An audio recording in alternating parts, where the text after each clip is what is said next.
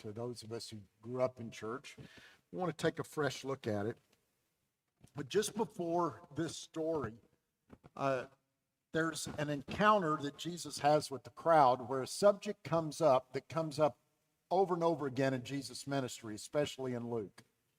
He is constantly in trouble for hanging out with the wrong people. Constantly. The Pharisees are always wanting to know why he is eating with tax collectors and sinners. And so in Luke 7, Jesus tells the crowd, look, John the Baptist came neither eating bread or drinking wine, and you said he has a demon. The Son of Man, Jesus, comes eating and drinking, and you say he's a glutton and a drunkard, a friend of tax collectors and sinners. Now, it's important to note the problem was not that Jesus was eating bread and drinking wine. The Pharisees ate bread and drank wine. The problem was who he was eating and drinking with. He's eating and drinking with tax collectors and sinners. Now, tax collectors has nothing to do with working for the IRS. In Jesus' day, tax collectors were fellow Jewish people who were working for the conquering Roman army, collecting taxes for the Roman Empire. And they often, Romans didn't pay them very well, so they often padded their income by overcharging and basically skimming off the top. They were viewed as cheats. They were viewed as traitors. They were viewed as dishonest. They were viewed as unclean because they hung out with the Romans.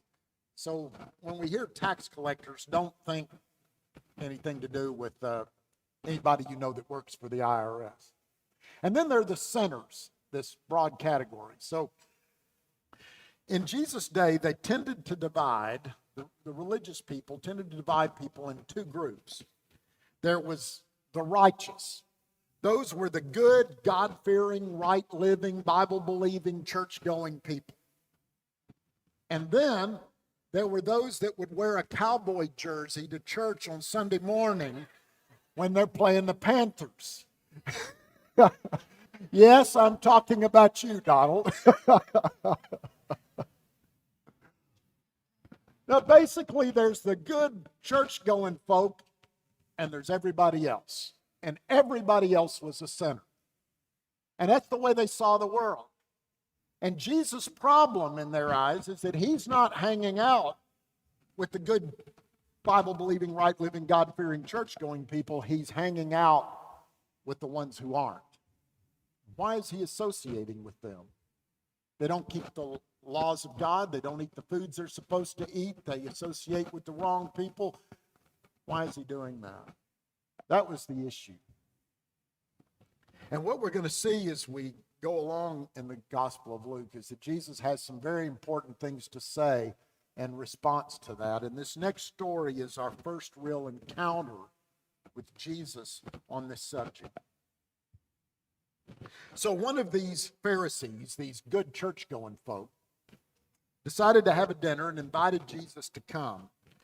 And he goes to the Pharisee's house, and as Mary read, more literally in Greek, it says he reclined at the table.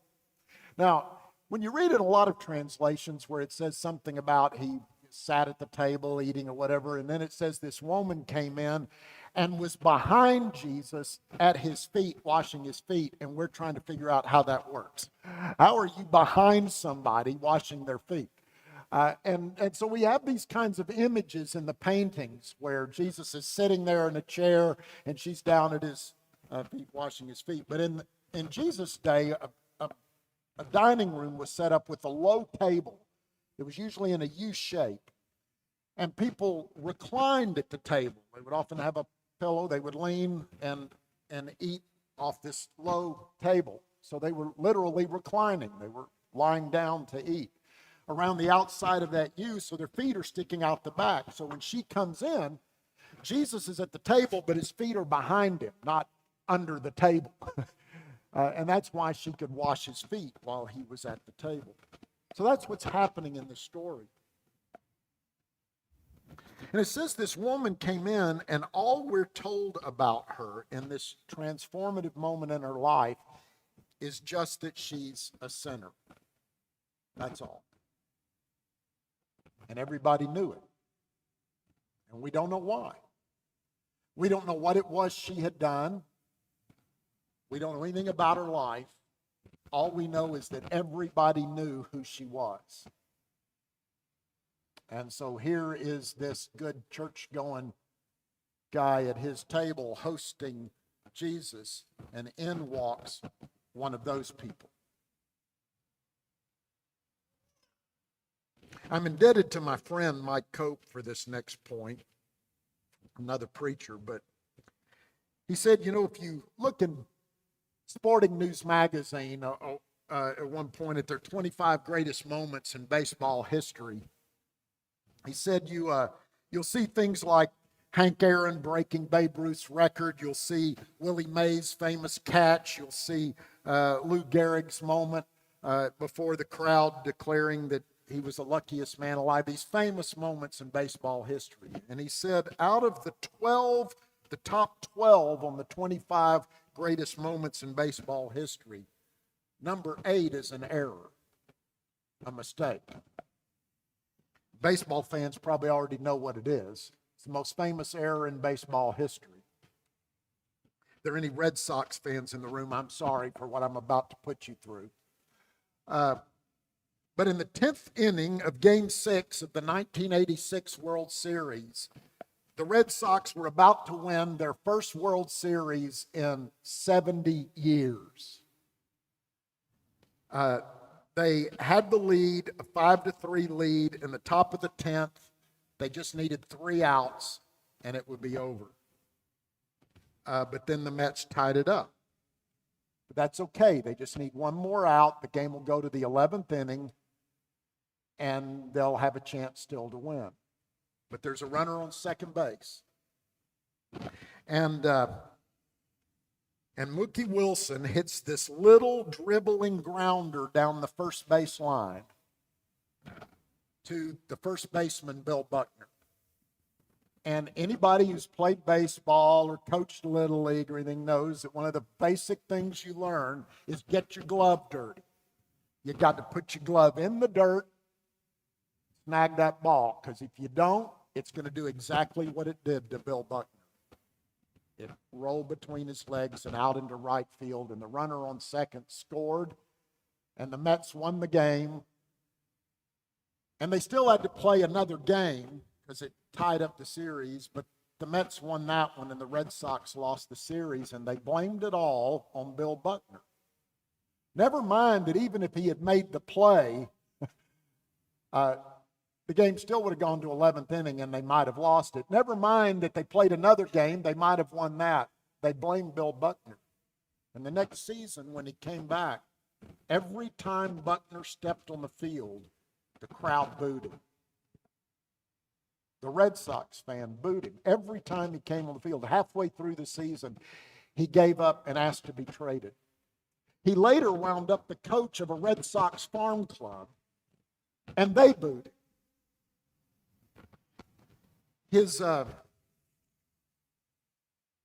His career was really unbelievable. He's a Hall of Famer. He had over 2,700 hits.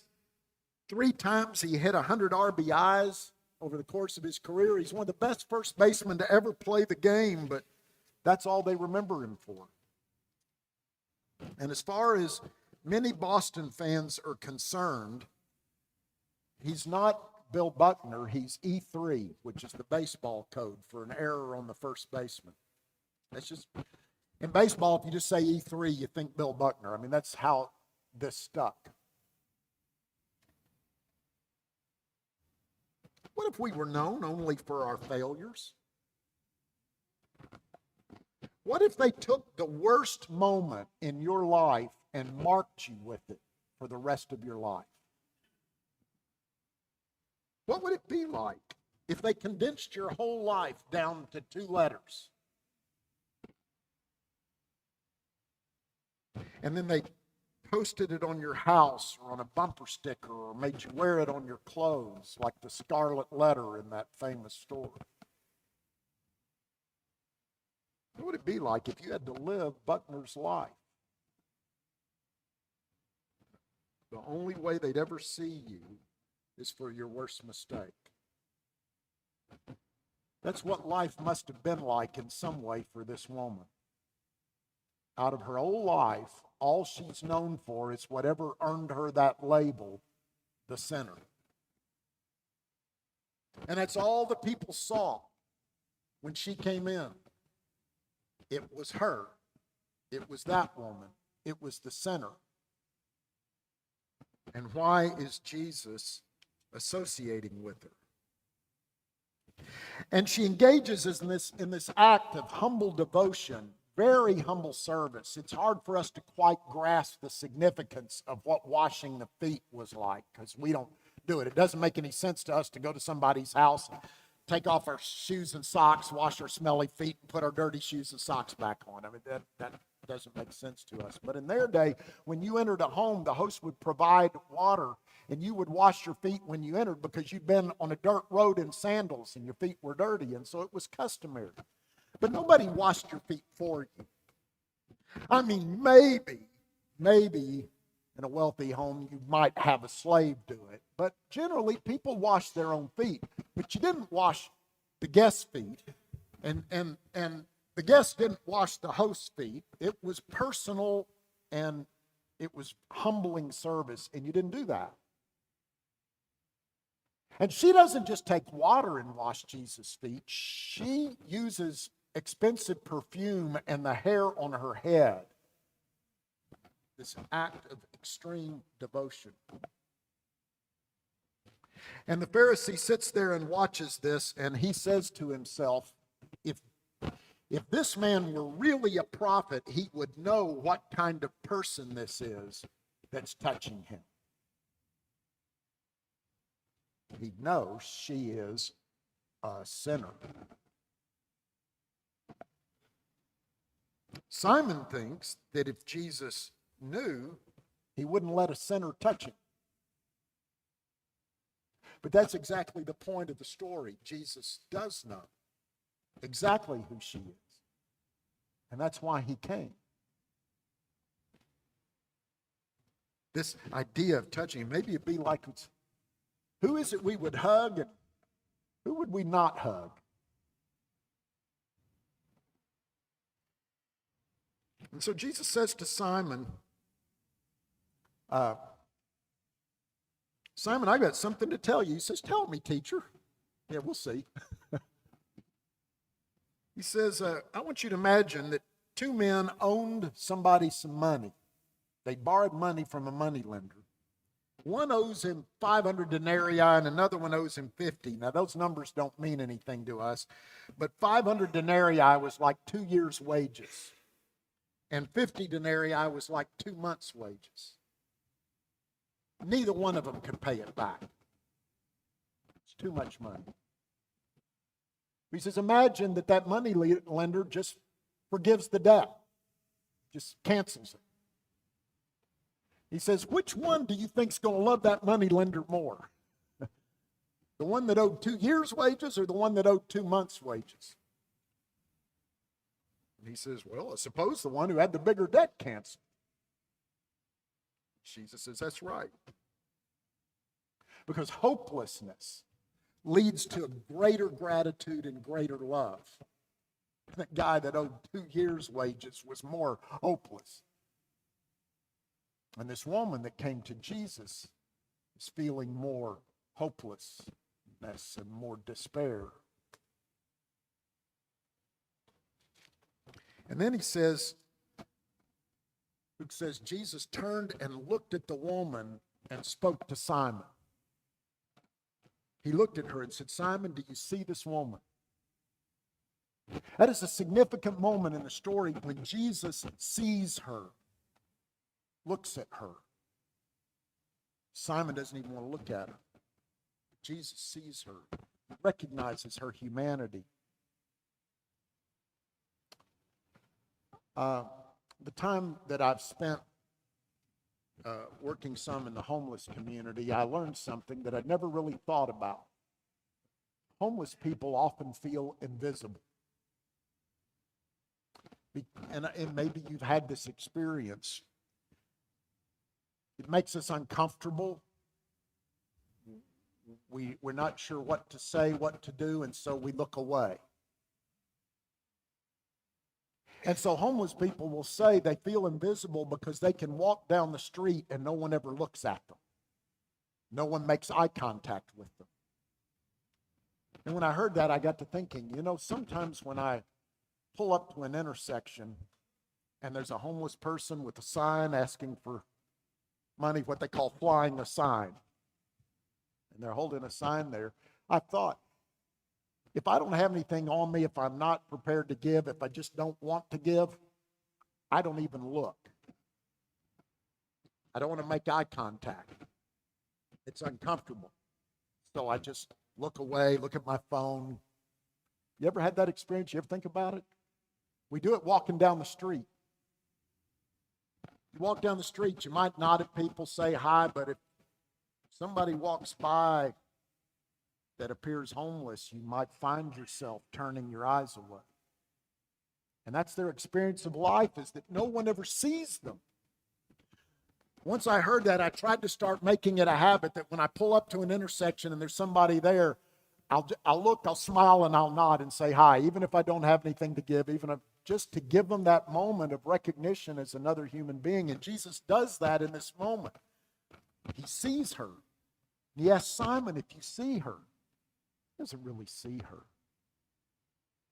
But then Jesus points out that Simon hadn't even done some of the common courtesies for Jesus that you would normally do for an honored guest. He hadn't provided anything for washing his feet, any of the olive oil that they would use and anoint their hair, kind of sort of a grooming thing. But it was part of how you honored a guest. And he says, you didn't do any of that stuff for me, and look at her. She's poured expensive perfume on my feet, not just oil on my head.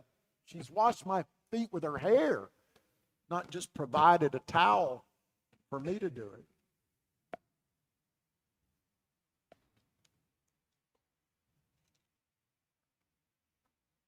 I think in this moment we need to begin to ask ourselves how we see people, how we respond to people, and whether or not we're following Jesus in the way he did.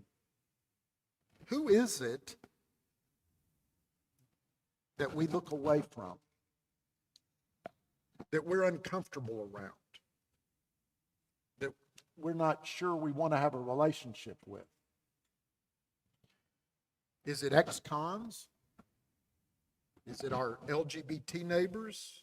Is it a Muslim woman in a hijab?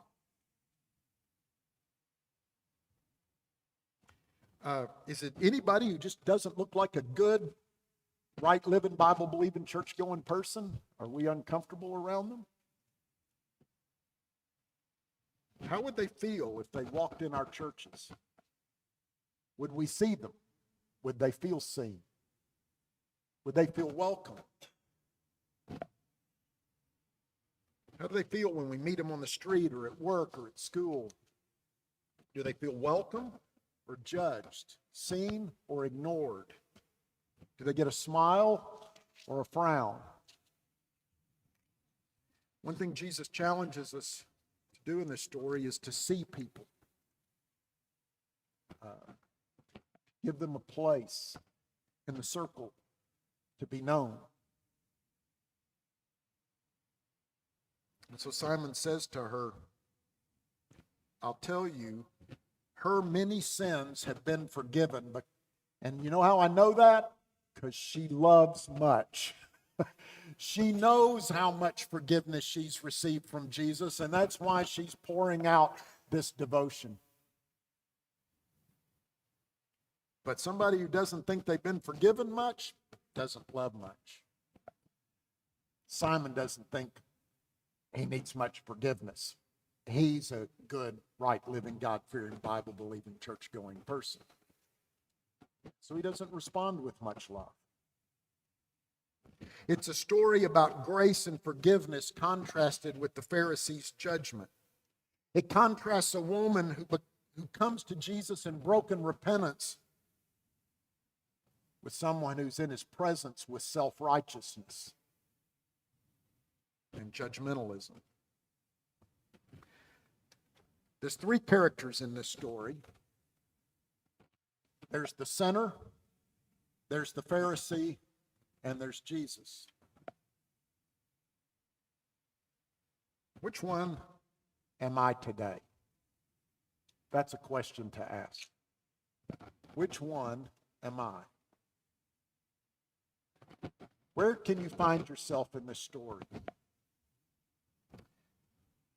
Too often these days, Christians have become known for being like Simon the Pharisee, not like Jesus.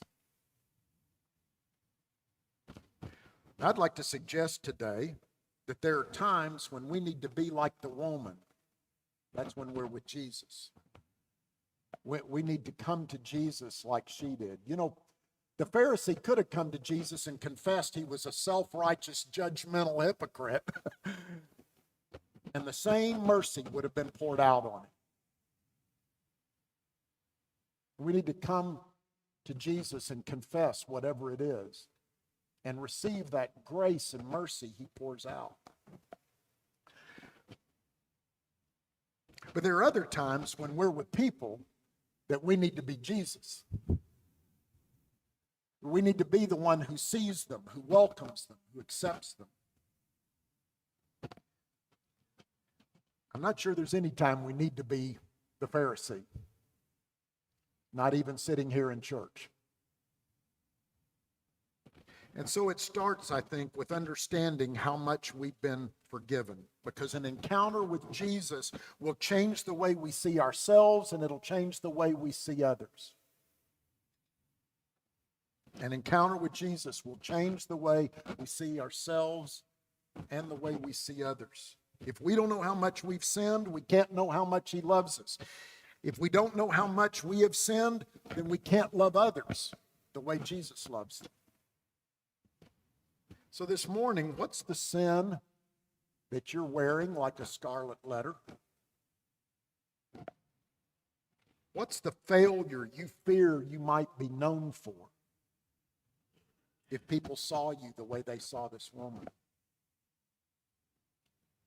What is it that you struggle with when you're trying to hide behind that facade we hide behind at church sometimes?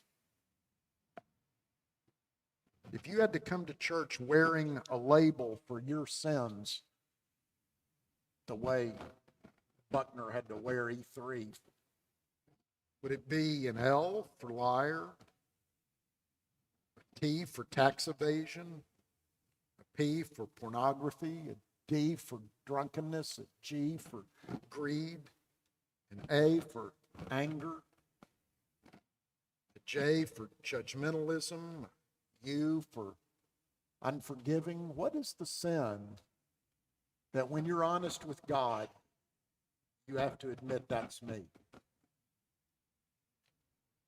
I know what mine is. Do you know what yours is? Because the truth is, whether you're the sinner or the Pharisee, Jesus has forgiven you and he loves you. And he's canceled the debts. And he wants you to come to him to receive his mercy. That's who Jesus is. And if we know how much we've been forgiven, if we can be honest with Jesus today, then we'll respond with humility and grace and devotion like she did. And we'll turn to others that we see this week, and we'll respond to them like Jesus did. I want to invite you this morning, if you do need prayer, need forgiveness, need to know the love of God, I hope you won't leave today without talking to someone. There are people here who would love to pray with you, talk with you, listen, walk with you. But what I do hope is that all of us will, in this next moment, as we sing a couple of verses of a familiar song, Just As I Am, we'll take a moment just to be honest with Jesus and say, I know who I am, and I know you know who I am, and I thank you for forgiving me. Let's sing that song together. Let us stand. Just as I am, without one plea, but that thy blood was shed for me, and thou bidst me come to